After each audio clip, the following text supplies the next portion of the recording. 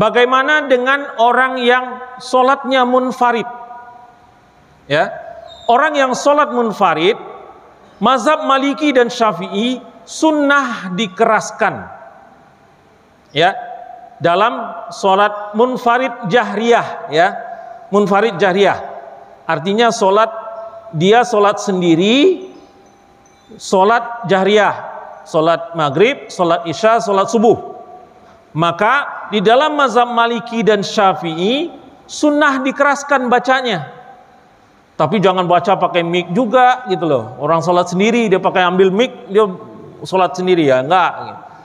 Dia mengeraskan itu bacaan supaya syaratnya adalah tidak mengganggu orang. Artinya kalau dia sholat sir, dia cukup dalam hati.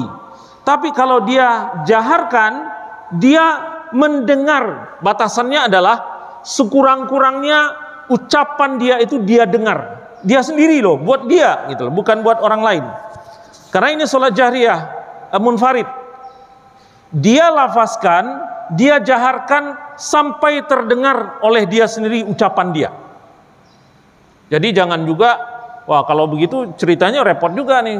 Orang munfarid situ pakai lagu jiharkah, di sini pakai lagu apa gitu kan, saut-sautan nanti, jangan. Tapi cukup sampai dia mendengar suaranya sendiri, ya. Tapi disunahkan untuk dikeraskan, ya. Di dalam mazhab Hambali tidak disunahkan untuk dikeraskan, ya, perbedaan pendapat ya di keempat mazhab. Kemudian dalam mazhab Hanafi boleh memilih dikeraskan atau tidak dikeraskan, ya. Jadi di dalam untuk yang sholat munfarid jahriyah, para imam mazhab berbeda pandangannya, berbeda pendapatnya, yaitu Maliki dan Syafi'i mengatakan sunnah dikeraskan. Kalau Hambali mengatakan tidak disunahkan untuk dikeraskan. Kalau Hanafi bilang tengah-tengah, boleh dikeraskan, boleh enggak. Tapi batasan dikeraskan adalah dia mendengar sendiri ucapannya, bacaannya dia dengar. Baik, kita lanjutkan. Masih membaca surat, ya. Bolehkah memotong-motong surat? Misalnya surat apa? Surat, ya pokoknya yang sering tuh diambil yang paling belakang-belakang, ya. Misalnya surat surat apa? Al-Kahfi. Ya, surat Al-Kahfi di tengah-tengah atau di awalnya atau di belakangnya saja. Atau surat Al-Lail setengah bagian belakang, ya.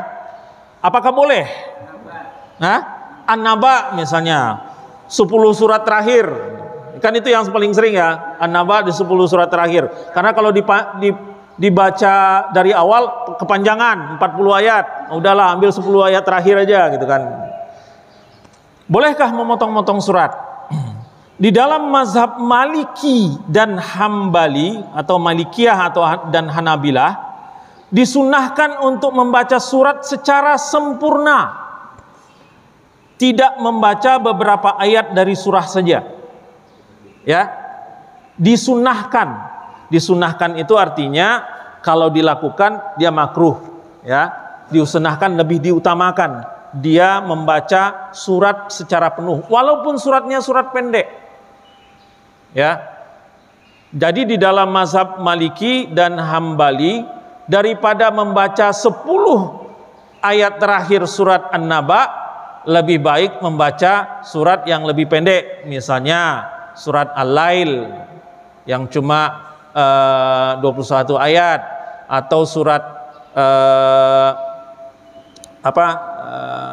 Asy-Syams yang cuma 15 ayat. Itu lebih diutamakan. Jadi full dia satu surat, tidak dipotong-potong, ya.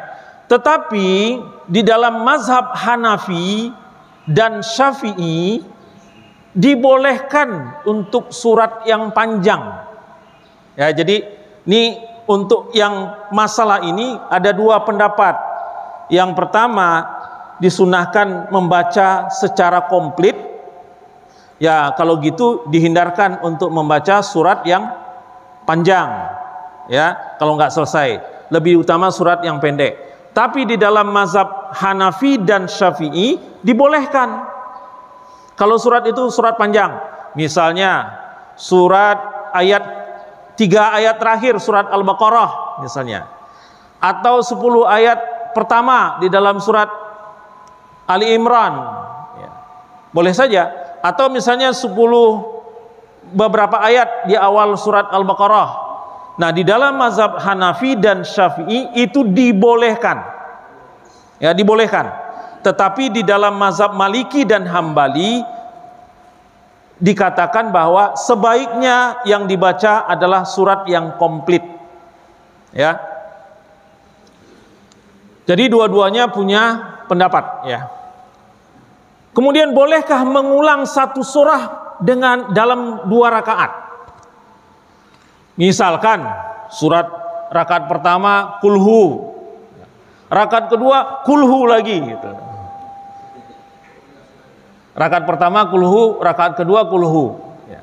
Tanpa diselingi surat yang lain, ya. Karena ada satu riwayat juga, ya, ada riwayat yang seorang sahabat mengadukan kepada Rasulullah, ya Rasulullah, si anu itu selalu baca menyertakan surat Al-Ikhlas, ya, menyertakan surat Al-Ikhlas di dalam setiap. Jadi rakaat pertama beliau baca satu surat, kemudian baca lagi Al-Ikhlas. Kemudian rakaat kedua dibaca baca lagi surat Al-Ikhlas.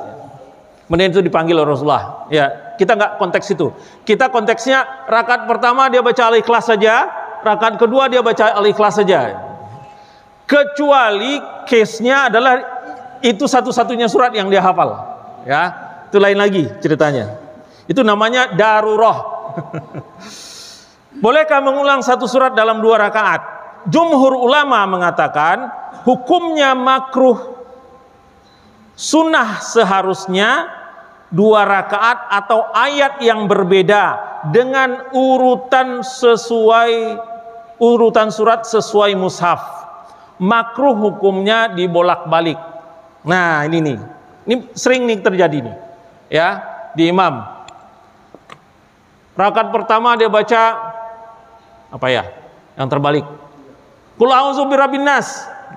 Rakaat kedua dia baca Qul huwallahu ahad. Itu terbalik. Ya. Al-Ikhlas itu surat 112, An-Nas surat 114. Ya.